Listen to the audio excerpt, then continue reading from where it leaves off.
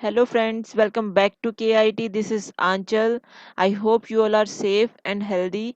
तो आज गाइज हम लोग देखेंगे चेक को लेकर सारी चीज़ें। चेक कितने तरह के होते हैं, चेक के अंदर हमें क्या क्या इन्फॉर्मेशन ऑलरेडी गिवन होती है, क्या क्या हमें फिल करना होता है, ठीक है, कौन कौन से कोड्स होते हैं जो हमें रिक्वायर्ड होते हैं इलेक्ट्रॉनिक ट्रांसफर्स के लिए। सो स्टे कनेक्टेड और हम लोग स्टार्ट करते हैं आज के लिए। सबसे पहले देख लेते हैं कि व्हाट इज चेक। चेक क्या होता है? Cheque is an unconditional order. Unconditional order क्यों बोलते हैं? क्योंकि हम बैंक को ये नहीं बोल सकते हैं कि अगर ऐसा हुआ तो आप पैसा देना, जो भी चेक लेकर आएगा उसको, या फिर अगर ऐसा नहीं हुआ तो आप पैसा देना। हम बैंक को कोई भी कंडीशन नहीं लगा सकते हैं। एक अनकंडीशनल ऑर्डर होता है जो कि sign by a person who has deposited money with the bank. Means मेरा पैसा अगर मैंने डिपॉजिट करा रखा है बैंक में, तो चेक मैं दूंगी बैंक को, ठीक है, अपने साइन करके, और रिक्वेस्ट करूंगी कि आप ये पर्टिकुलर अमाउंट जो भी चेक पर मेंशन होगा वो पे करोगे ऑन डिमांड। किसकी डिमांड पर? पर्टिकुलर सर्टेन पर्सन और बियरर ऑफ द इंस्ट्रूमेंट।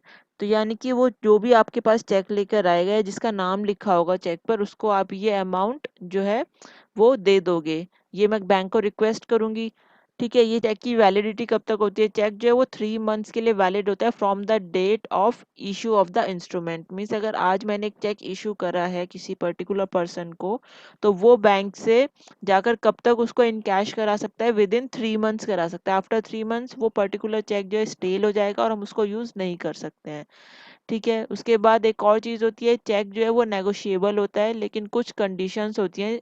अगर हम लोगों ने चेक के ऊपर कुछ मेंशन कर दिया कि सिर्फ जिसका नाम लिखा है वही वो चेक इन कैश करा सकता है, तो वो नेगोशिएट नहीं कर सकता। इनकेस कुछ ऐसा मेंशन नहीं है तो वो उसको नेगोशिएट कर सकता है। आगे जाके हम लोग देखेंगे कि चेक जो है वो कब नेगोशिएट हो सकता है और किस केस में नेगोशिएट नहीं हो सकता है। अब हम 3 टर्म्स देख लेते हैं। एक होता है चेक के ऊपर जो गिवन होता है वो होता है drawer name. Drawer means the account holder. अगर मेरा अकाउंट बैंक में है तो मैं उस पर्टिकुलर चेक में ड्रॉअर हो गई हूँ। वहीं ड्रॉई कौन होता है? ड्रॉई होता है द पर्टिकुलर बैंक। अगर मेरा बैंक अकाउंट एसबीआई अकाउंट में है तो एसबीआई बैंक जो है वो ड्रॉई हो जाता है। एंड पे इज द पर्सन जिसको भी वो चेक हम लोग इशू करते हैं। फॉर एग्जाम्पल एबीसी एक पर्सन है, उसका नाम चेक पर मैंने लिख दिया तो एबीसी हो गया पे। इतना हमें क्लियर हो गया है। अब नेक्स्ट देख लेते हैं चेक का एक स्पेसिमेन। चेक में क्या क्या इन्फॉर्मेशन कहाँ मेंशन होती है। जो हम लोगों ने अभी ड्रॉर देखा था, ड्रॉर पढ़ा था, मीन्स अकाउंट होल्डर, वो यहाँ पर बैंक हमें टाइप करके देता है। यहाँ पर मेरा नाम हो जाएगा अगर ये चेक मेरे बैंक अकाउंट का है तो।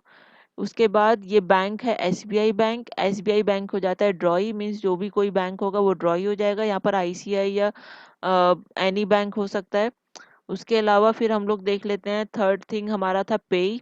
पेई मीन्स जो पर्टिकुलर पर्सन को हमें चेक इशू करना है उसका नाम यहाँ पर आ जाएगा। पे लिखा हुआ प्रिंटेड होता है, इसके आगे हम लोग मैनुअली अपना वो पेन से यहाँ पर नाम लिख देंगे पर्टिकुलर पर्सन का। ये 3 चीजें हमने पढ़ ली थी। अब उसके अलावा देख लेते हैं और क्या क्या चेक पर दिया होता है। यहाँ पर ये हमें मेंशन होता है अकाउंट नंबर। ये इस पर्टिकुलर बैंक में मेरा अकाउंट है, उस अकाउंट का नंबर यहाँ पर मेंशन होता है। उसके बाद अगर आप लोग बॉटम में देखेंगे तो ये 6 डिजिट नंबर है, इसको बोल देते हैं चेक नंबर। ये हर एक चेक लीफ का एक अलग नंबर होता है। अगर आपके पास एक प्रॉपर चेक बुक है तो पूरा उसमें आप देखेंगे सीरियल नंबर से चेक आपके लगे होते हैं। फॉर एग्जाम्पल यहाँ पर 950020 है तो नेक्स्ट चेक होगा 950021, देन 22 एंड सो ऑन। तो ये आपका क्या होता है, एक सीरियल नंबर से सारी चेकबुक जो चेकबुक होती है उसमें सारे चेक्स होते हैं। उसके बाद आ जाता है एमआईसीआर कोड। एमआईसीआर कोड क्या है? Magnetic ink character recognition. इससे बैंक रिकॉग्नाइज करते हैं चेक को और for the purpose of faster payment processing. Cheques जो है वो इस कोड के थ्रू जो है बैंक्स जल्दी प्रोसेस कर सकते हैं। तो ये कोड जो है वो बैंक के यूज के लिए हो गया है। उसके बाद यहाँ पर आप देखेंगे बैंक के नाम के आगे बैंक एड्रेस होता है, उसी के नीचे लास्ट लाइन में आईएफएस कोड दिया होता है। आईएफएससी क्या होता है? ये एक 11 डिजिट अल्फा न्यूमेरिक कोड होता है जो कि यूनिकली आइडेंटिफाई करता है बैंक की ब्रांच और बैंक नेम को। अगर आप लोग देखेंगे अभी आगे जाके हम लोग इसको डिटेल में देखेंगे, but first 3 digits, first 4 digits जो होती हैं वो अल्फा नंबर्स होते हैं। अल्फा मीन्स अगर आपका एसबीआई बैंक में है तो SBIN यहाँ पर आप देख सकते हैं, तो ये बैंक नेम को डिनोट करता है। उसके बाद जो लास्ट के डिजिट्स होते हैं, जो न्यूमेरिक डिजिट्स होते हैं, वो बैंक ब्रांच को डिनोट करते हैं। तो ये सब हमें एक चेक के अंदर दिया होता है। यहाँ पर हम लोग चेक डेट मेंशन कर देते हैं, D D means date, M M means month, और यहाँ पर ईयर मेंशन कर देते हैं। इस फॉर्म में डेट लिख देंगे। तो ये हमें जो एक चेक के अंदर फिल करना होता है वो डेट, अमाउंट एंड पे नेम लिखकर यहाँ पर हमें वर्ड्स में अमाउंट लिख देना होता है और अपने साइन कर दिए। तो ये चेक कंप्लीट है देने के लिए किसी को भी, पर्टिकुलर पे को। इतना क्लियर हो गया है। उसके बाद नेक्स्ट देख लेते हैं आईएफएससी एंड एमआईसीआर कोड में डिफरेंस क्या होता है। आईएफएससी जो होता है वो हमारा इलेक्ट्रॉनिक मनी ट्रांसफर करने के लिए होता है। अगर आप लोग नेट बैंकिंग यूज करते होंगे तो पता होगा कि वहां पर आईएफएससी कोड बैंक जो है वो मांगता है। आईएफएससी कोड इसीलिए मांगता है क्योंकि उसमें bank name and branch code सब कुछ उससे बैंक को पता चल जाता है, तो इजीली ट्रांसफर हो सकता है इलेक्ट्रॉनिक मनी। उसके बाद एमआईसीआर कोड क्या होता है। एमआईसीआर कोड जो है वो चेक्स पेमेंट के लिए के पर्पज से होता है। जो अगर हमें simple and faster payment proceed करनी है तो उसके लिए एमआईसीआर कोड यूज होता है। अब दोनों में डिफरेंस क्या है आप समझ पा रहे हैं। आईएफएससी कोड जो है वो नेट बैंकिंग के लिए यूज होगा, इलेक्ट्रॉनिक मनी ट्रांसफर के लिए, और वहीं एमआईसीआर कोड जो है वो चेक्स से पेमेंट प्रोसीड करने के लिए होगा। उसके बाद आईएफएससी जो है वो 11 डिजिट अल्फा न्यूमेरिक कोड होता है, वहीं एमआईसीआर जो है वो सिर्फ 9 डिजिट हमारा न्यूमेरिक कोड होता है। अब आईएफएससी कोड में जो फर्स्ट 4 कैरेक्टर्स हैं वो नेम को इंडिकेट करते हैं ऑफ अ पर्टिकुलर बैंक, और एमआईसीआर कोड में जो फर्स्ट 3 डिजिट्स होते हैं वो city code where the bank branch is located, मतलब जिस भी सिटी में the bank branch is located वो उसको डिनोट करता है।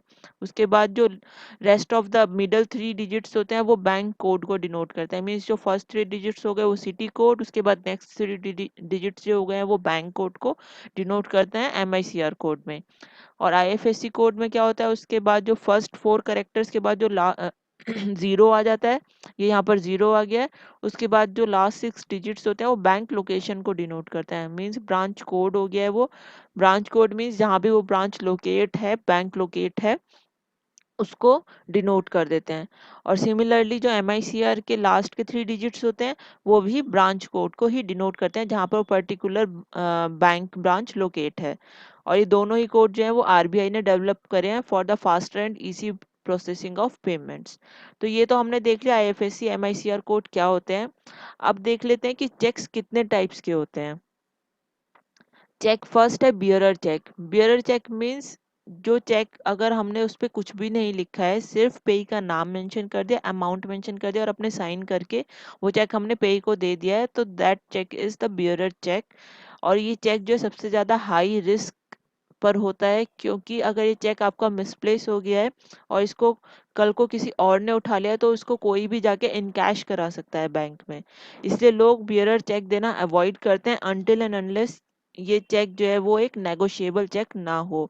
तो ये बियरर चेक जो है वो एक नेगोशिएबल चेक भी होता है। इसको अगर मैंने मिहिर किसी ने मिहिर बजाज को इशू करा है तो फर्दर किसी और पर्सन को भी इस चेक को दे सकता है। ठीक है, ये तो हो गया बियरर चेक।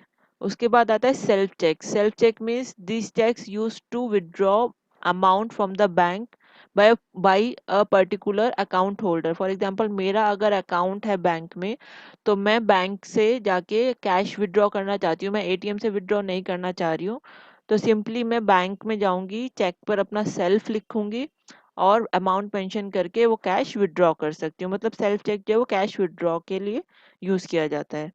थर्ड चेक है अकाउंट पे चेक्स। अकाउंट पे चेक्स क्या होते हैं, वही जो हमारा बियरर चेक है, अगर उसको हम लोगों ने टॉप लेफ्ट साइड पर क्रॉस कर दिया है, cross means 2 parallel lines draw कर दी हैं, तो उसको बोल देते हैं अकाउंट पे चेक। अब ये अकाउंट पे ओनली मेंशन करना हमारा मैंडेटरी नहीं है, दिस इज कम्प्लीटली ऑप्शनल। अगर यहाँ पर आप लोग सिंपल 2 लाइंस भी क्रॉसली ड्रॉ कर देते हैं तो ये भी हमारा अकाउंट पे चेक्स ही कहलाता है। तो ये अकाउंट पे ही चेक का क्या यूज होता है, अकाउंट पे ही चेक से हमारा थोड़ा सा सिक्योरिटी इंक्रीज हो जाती है और रिस्क फैक्टर कम हो जाता है। रिस्क फैक्टर कैसे कम हो जाता है, फॉर एग्जाम्पल यहाँ पर लाइफ इंश्योरेंस कॉरपोरेशन का नाम लिखा हुआ है, तो ये अमाउंट जो है वो सिर्फ एलआईसी के अकाउंट में ही जाएगा। कल को इन केस ये चेक मिसप्लेस भी हो जाए तो कोई और इसको यूज नहीं कर सकता, क्योंकि ये काउंटर से इनकैश नहीं होता। ये वाला अमाउंट सिर्फ आपका अकाउंट में ही ट्रांसफर होगा, क्योंकि यहाँ पर हम लोगों ने अकाउंट पे ही मेंशन कर रखा है। हमारा रिस्क फैक्टर एकदम कम हो जाता है, तो लोग ज्यादातर अकाउंट पे ही चेक देना ही प्रेफर करते हैं। फोर्थ है post dated cheque. Post dated cheque क्या होता है, कोई भी हमारा अगर अकाउंट पे चेक है, उस पे हमने करंट डेट ना मेंशन करके कोई भी फ्यूचर डेट मेंशन कर दी है। फ्यूचर डेट क्यों मेंशन कर दी है, उसके काफ़ी सारे रीज़न हो सकते हैं। फॉर एग्जांपल, अगर मेरे पास कोई पेमेंट आने वाली है इन कमिंग 2-3 डेज, और मुझे आज ही किसी को पेमेंट देनी है, तो मैं उस पर्टिकुलर पर्सन को करंट डेट मेंशन ना करके आफ्टर 3 और 4 डेज की डेट मेंशन करके दे दूंगी, सो दैट जब मेरे अकाउंट में वो पैसा आ जाए, तब उस पेई है जिसको मैंने चेक दिया है वो उस चेक को इन कैश करा सके। ठीक है, तो ये इसी तरह के और भी काफ़ी सारे केसेस होते हैं जिस केस में पोस्ट डेटेड चेक यूज़ हो सकता है। बिजनेस वगैरह में पोस्ट डेटेड चेक ज़्यादा यूज़ होते हैं। तो पोस्ट डेटेड चेक सिर्फ यही है, एक अकाउंट पे ही चेक ही होता है, इसमें करंट डेट ना मेंशन करके एक फ्यूचर डेट मेंशन होती है।